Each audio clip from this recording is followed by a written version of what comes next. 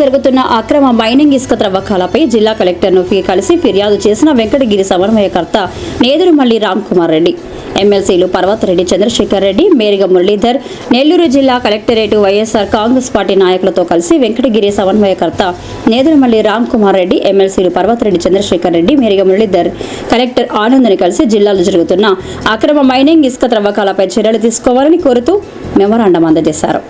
ఈ సందర్భంగా సైదాపురంలో అక్రమ మైనింగ్ ఇసుక త్రవ్వకాలు, అలాగే నెల్లూరు సిటీ పరిధిలో నిబంధనల విరుద్ధంగా యథేచ్ఛగా సాగుతున్న ఇసుక తరలింపుపై వారు కలెక్టర్కు ఫిర్యాదు చేశారు.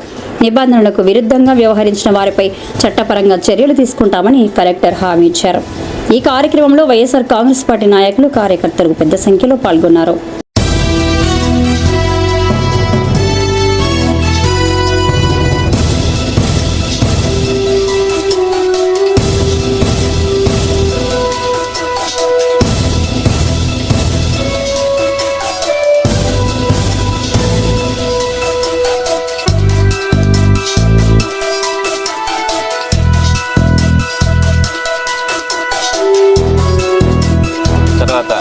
మొట్టమొదటి రోజు నుంచి కూడా ఈ దోచుకోవడం మొత్తం మీద ఇదే కనపడతా ఉంది. అది ఒకటనిలా ఇంకోటనిలా ఇసుక దగ్గర నుంచి, సిలికా దగ్గర నుంచి, మైనింగ్ కానీ, క్వాడ్స్ కానీ, ఇట్లా మన నెల్లూరు జిల్లాలో కనుక తీసుకుంటే ప్రతి చోట ఈ అక్రమ దోపిడీ అన్నది కనపడతా ఉంది.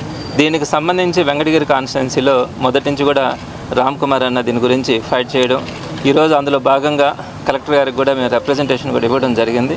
తప్పకుండా ఆయన దానికి యాక్షన్ తీసుకుంటానని కూడా చెప్పడం జరిగింది. అందులో భాగంగా నెల్లూరుకు సంబంధించినటువంటి ఇష్యూని కూడా కలెక్టర్ గారి దృష్టికి తీసుకెళ్ళడం జరిగింది. ప్రధానంగా మీరు చూసే ఉంటారు, ఈ ఇసుక ఫ్రీ ఇసుక అని చెప్పడం. అయితే మన పెన్నా నదిలో ఉన్నటువంటి ఇసుకకి ఒక మంచి క్వాలిటీ ఉంది. సో మనకి నైబర్గా మనకు ఉన్నటువంటి ఆ సోర్స్లో నుంచి ఈ పరిధిలో ఉన్నటువంటి వాళ్ళు వాడుకోవడానికి అభ్యంతరం ఏం లేదు, అది మన సంపద అది. అయితే అక్కడి నుంచి మిడ్ నైట్ అర్ధరాత్రి సమయాల్లో మన పెన్నా నది నుంచి సుమారుగా 40 టన్నులు 50 టన్నులు ఉండే లోడ్లను కూడా టిప్పర్లు, జేసీబీలను పెట్టి వీటన్నిటిని కూడా ఇతర రాష్ట్రాలకి, ఇతర జిల్లాలకి ట్రాన్స్పోర్ట్ చేయడం అన్నది ఈ మధ్యకాలంలో మనం గమనిస్తూ ఉన్నాం. సో దీనికి సంబంధించి కలెక్టర్ గారి దృష్టికి కూడా తీసుకోవడానికి ప్రయత్నం చేయడం జరిగింది. అయితే ఇక్కడ ప్రధానంగా మేము కూడా స్పాట్స్కి వెళ్తే అక్కడ మనకు కనిపించేటువంటి ప్రధానమైనటువంటి కొన్ని డిఫెక్ట్స్ కనిపించినాయి. వాళ్ళు చేస్తున్నటువంటి మైనింగ్ని అడ్డుకోవడానికి కొంతమంది రౌడీల్ని, గోండాల్ని, అక్కడ ఉండే వాళ్ళందరినీ కూడా ఈ బంగాకి బ్యాచ్ని కానీ అంతా కూడా అక్కడ పెట్టడం, ఎవరన్నా అక్కడికి వెళ్తా కనుకుంటే వాళ్ళందరినీ ఆపడం కూడా జరుగుతూ ఉంది. సో ఈ విధంగా వారందరినీ కూడా ప్రోత్సహించడం వల్ల ఈరోజు నెల్లూరులో కనుక మీరు చూస్తే సమీప ఒక 5-6 నెలల ప్రాంతంలోనే సుమారుగా 20కి పైగా మర్డర్లు జరిగినాయి. ఆ మర్డర్లు కూడా ఏదో పెద్ద కక్షలు లేకుండా పాత కక్షలు అట్టు పెట్టుకొని కూడా కాదు, 1000 రూపాయలు 2000 రూపాయలకు కూడా మర్డర్లు చేసేయడం, ఇడ్లీ తొందరగా గట్టి లేదంటే కూడా అక్కడ మర్డర్లు చేసేయడం. ఇటువంటి పరిస్థితి మనం నెల్లూరులో ఎప్పుడు కూడా చూడలే. ఒకప్పుడు పాత రోజుల్లో మిగతా ప్రాంతాల్లో కొన్ని దగ్గరలో ఆ పేరు ఉండింది, ఒక 1000 రూపాయలకు కూడా మర్డర్ చేస్తారంట అని. మరి ఈరోజు నెల్లూరులో ఆ కల్చర్ పెరిగిపోయింది. ఒక మర్డర్ చేయాలంటే నెల్లూరు నుంచి తీసుకెళ్లాలన్నా ఒక 1000 రూపాయలు ఇచ్చినా కూడా నెల్లూరులో వాళ్ళు మర్డర్ చేస్తారనే పరిస్థితుల్లో ఈరోజు మన నెల్లూరు తయారైందంటే ఈ మాఫియాలన్నింటికీ కూడా ఈ ప్రొటెక్షన్ కోసం ఈ రౌడీల్ని, గొండాల్ని పెంచి పోషించే పద్ధతి మనకి ఇక్కడ తయారైంది. కాబట్టి వాళ్ళకి ఆ ప్రొటెక్షన్ ఉంది కాబట్టి వీళ్ళు విచ్చలవిడిగా ఈరోజు నెల్లూరులో ఎట్లా పడితే అట్లా మర్డర్లు, గొంతులు కోసేస్తూ ఉన్నారు, పడుకోబెట్టి గుండెల మీద కత్తులు పెట్టి పొడుస్తూ ఉన్నారు. మన కళ్ళెదుటే మనం చూస్తూ ఉన్నాం. ఇటువంటి సొసైటీలో మనము నిర్భయంగా మన పిల్లల్ని కానీ, వృద్ధుల్ని కానీ, మహిళల్ని కానీ నడి రోడ్డు మీద పంపించగలమా? అర్ధరాత్రి తర్వాత తీసేయండి, సాయంత్రం పూట కానీ ఉదయం పూట కూడా మన బిడ్డల్ని కానీ, మహిళల్ని కానీ రోడ్డు మీద తిప్పే పరిస్థితి ఈరోజు నెల్లూరులో లేదు. అంటే అసలు లా అండ్ ఆర్డర్ని ఏ విధంగా తీసుకుపోతా ఉన్నారు ఇక్కడ ఉన్నటువంటి పొలిటీషియన్స్ కానీ, లీడర్స్ కానీ, అదేవిధంగా పోలీస్ డిపార్ట్మెంట్ కూడా ఏ విధంగా ఆలోచిస్తూ ఉందో అర్థం కావట్లేదు.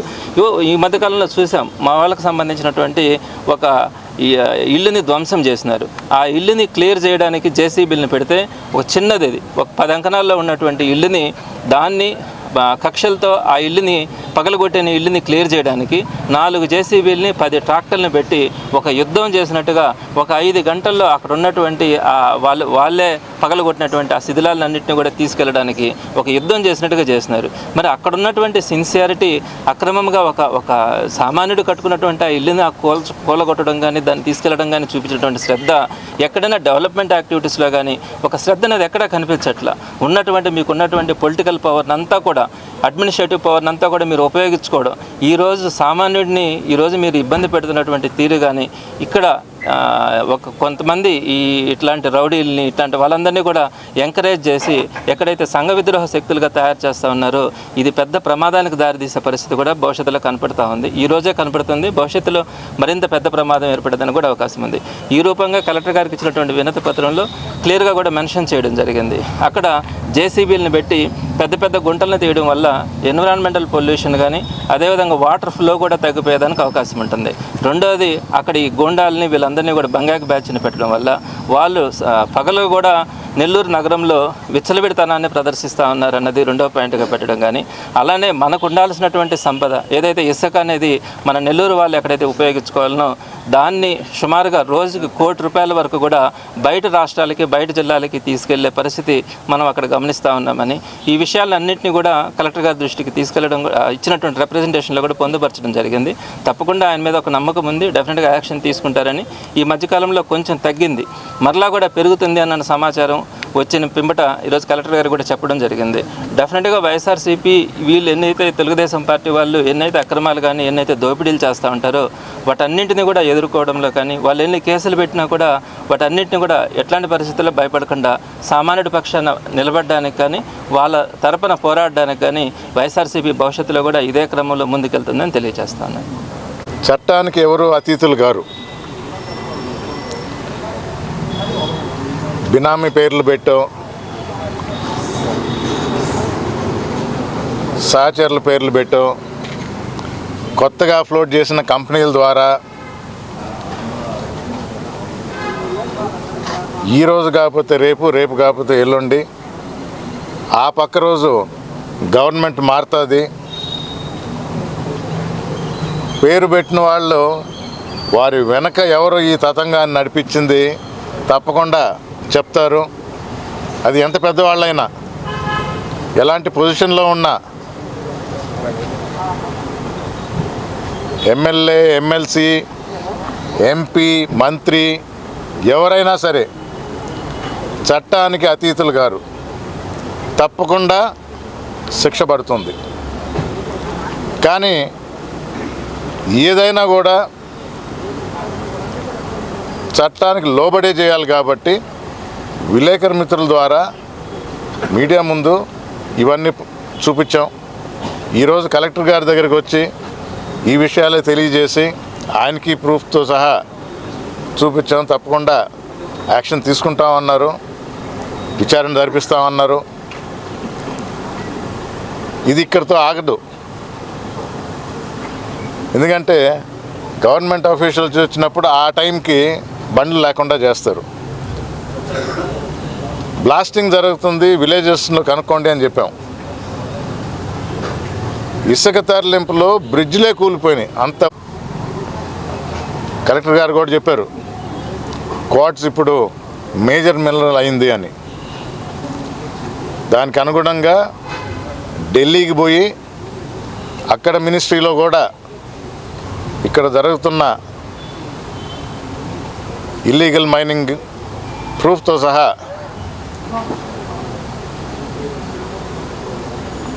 అక్కడ ఆఫీసర్స్కి ఇవ్వబోతున్నాను పై వారమే. ఇవన్నీ ఎగ్జాస్ట్ అయిన తర్వాత కోర్టుకు వెళతాం జరుగుతుంది. ఎవరు కూడా చట్టానికి లోబడే పని చేయాలి. శిక్ష తప్పదు ఈ ఇల్లీగల్ మైనింగ్ చేసే వాళ్ళకి అనేది మరొకసారి తెలియజేస్తుందా. పెద్ద పెద్ద పేర్లు ఉన్నాయి. కూటమి ప్రభుత్వంలో ఉన్న పెద్దలు దీని వెనక ఉన్నారనేది కూడా తెలుసు. పేర్లు చెప్పలేక కాదు, తప్పకుండా బయటకు వస్తాయి. వచ్చినప్పుడు వాళ్ళందరూ కూడా ఇబ్బందులు పడతారు. మనల్ని ప్రజలు ఎన్నుకొంది ప్రజలకు మేలు చేయడానికి. ఈ ప్రభుత్వం ఇచ్చిన హామీలు అందరికీ తెలుసు, రకరకాల హామీలు ఇచ్చారు. ఇప్పుడు అక్రమార్జన మీదే దృష్టి పెట్టుండారు. అప్పులు తీసుకువస్తూ ఉండరు, ప్రతిరోజు అప్పులు తెచ్చి గొప్పలు చెప్పుకుంటున్నారు. కానీ ఎక్కడ ఇస్తున్నారు, ఎవరికి ఇస్తున్నారు, ఏమవుతుంది, వీటికి జవాబు లేదు. ఇది ఒక వెంకటగిరి నియోజకవర్గంకే పరిమితం కాదు. ఈ అక్రమాలు, అన్యాయాలు మొన్నటికి మొన్న మీకు తెలుసు, కలువాయిలో 100 ఎకరాలు చిల్లర.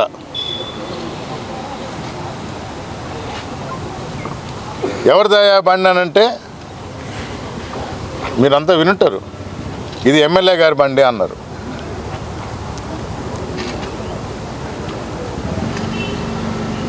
తప్పకుండా ప్రజల పక్షాన నిలబడే పార్టీ వైఎస్ఆర్ కాంగ్రెస్ పార్టీ, ప్రజలకు మేలు చేసే పార్టీ వైఎస్ఆర్ కాంగ్రెస్ పార్టీ.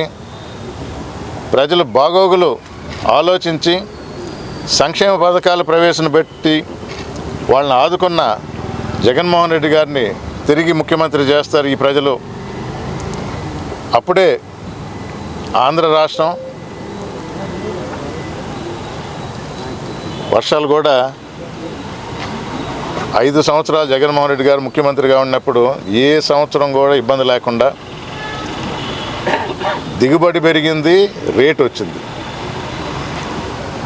ఆంధ్ర రాష్ట్రంలో ఏ రైతు కూడా సంతోషంగా లేడు. ఇప్పుడు ఈరోజు కలెక్టర్ గారికి అందజేసిన వినతి పత్రం ముఖ్యంగా నా వెంకటగిరి నియోజకవర్గంలో కలువాయి మండలం, సైదాపురం మండలం జరిగిన ఇల్లీగల్ యాక్టివిటీస్ గురించి తెలియజేశాం. విచారణ జరిపించి న్యాయం చేస్తామన్నారు. మీ ద్వారా కూడా ప్రజలకు మరొకసారి తెలియజేసుకుంటున్నాను, మీ వెంటే ఉంటాం, మీ వెంటే నడుస్తాం. మీ బాగోగులు చూసుకునే పార్టీ వైఎస్ఆర్ కాంగ్రెస్ పార్టీ అని తెలియజేసుకుంటూ సెలవు తీసుకుంటున్నారు. ఇల్లీగల్గా జరుపుతున్న ఈ కార్యక్రమాల గురించి ఎస్పీ గారికి కూడా ఈ వినతి పత్రం ఇవ్వటం జరుగుతుందని అది కూడా తెలియజేసుకుంటున్నాం. అంటే ఫైనల్గా శిక్ష మాత్రం ఖచ్చితం, అది ఎవరైనా కానీ. మరొకసారి మరి ఇది మాత్రం గట్టిగా చెప్తా, మంత్రి అయినా, ఎంపీ అయినా, ఎమ్మెల్యే అయినా, ఎమ్మెల్సీ అయినా ఎవ్వరూ తప్పించుకునేది లేదు. ఈ 2 సంవత్సరాలు ఒకవేళ దాటి వేసినా జమిలీ ఎలక్షన్స్ 27లో వస్తున్నాయి, ప్రభుత్వం మారుతుంది, తప్పకుండా శిక్ష పడుతుంది. అది మాత్రం మరొకసారి విన్నవించుకుంటున్నాం. ప్రతి రూపాయలు కూడా తిరిగి రాబడతాం. చేసి ధర్మపాలన అందిస్తాం, సంక్షేమ పాలన అందిస్తామని చెప్పి మరి అధికారంలో రావడం జరిగింది. దాదాపు సంవత్సరం కావస్తుంది. ఈ సంవత్సరంలో ప్రజలందరికీ అర్థమైపోయింది, ఇది ధర్మపాలన కాదు యమధర్మపాలన అన్న విధంగా మరి కూటమి ప్రభుత్వం పరిపాలిస్తున్న విషయం అందరికీ విసిద్ధమైపోయింది. ముఖ్యంగా కలువాయి మండలం పెద్దలు చెప్పినట్టుగా, రామ్కుమార్ రెడ్డి గారు చెప్పినట్టుగా, కలువాయి మండలంలో ఇసుక, సైదాపురం మండలం క్వాజీ విపరీత దోపిడీ అనేది చాలా చిన్న పదం అని ఈ సందర్భంగా నేను తెలియజేస్తున్నాను. అమాంతంగా లాక్కెళ్ళిపోతున్నాం. అదేవిధంగా మన ఉమ్మడి జిల్లాలో గూడూరు నుంచి కూడా చెన్నూరులో శ్రీనివాస్ కంపెనీ ఒకటి చెన్నూరులో దౌర్జన్యంగా కొట్టేస్తూ ఉంటే చూడడానికి ప్రజాప్రతినిధిగా నన్ను పోతే హౌస్ అరెస్ట్ చేశారు. ఎంత దౌర్జన్యంగా పరిపాలిస్తున్నారు. మరి ఒక వ్యవస్థ అయితే చాలా ఉత్సాహంగా పరిపాలిస్తుంది, ఇది కరెక్ట్ కాదు. పేరేజ్ వేసుకుంటున్నారు. ఒక్క సంవత్సరం ఇంచుమించు కొన్ని రోజుల్లో 1 సంవత్సరం కంప్లీట్ అయితే ఈరోజు ఎవ్వరు కూడా పెద్దలు చెప్పినట్టుగా రైతులు కానీ, కార్మికులు కానీ, కర్షకులు కానీ, విద్యార్థులు కానీ, మరి ఉద్యోగులు కానీ ఏ వ్యవస్థ కూడా తృప్తిగా లేదు. 1 year అయిపోతూ ఉంది. చెప్పిన మాయ మాటలకు అనిష్టంగా దోచుకోవడమే తప్ప సక్రంగా పరిపాలించమని ప్రజలు మిమ్మల్ని ఎంపిక చేస్తే అన్ని వక్రమైన ఆలోచనలు, అక్రమైన ఆలోచనలతో ముందుకెళ్తున్నారు తప్ప ఇది కరెక్ట్ కాదు. పెద్దలు చెప్పినట్టుగా ఉమ్మడిగా ఎక్కడికక్కడగా స్టెప్ బై స్టెప్ పోరాటం చేసుకుంటూ ముందుకెళ్తాం. ప్రజల పక్షాన ప్రజలకు అండగా నిలబడతామని మీ ద్వారా తెలియజేసుకుంటున్నాం. నమస్కారం.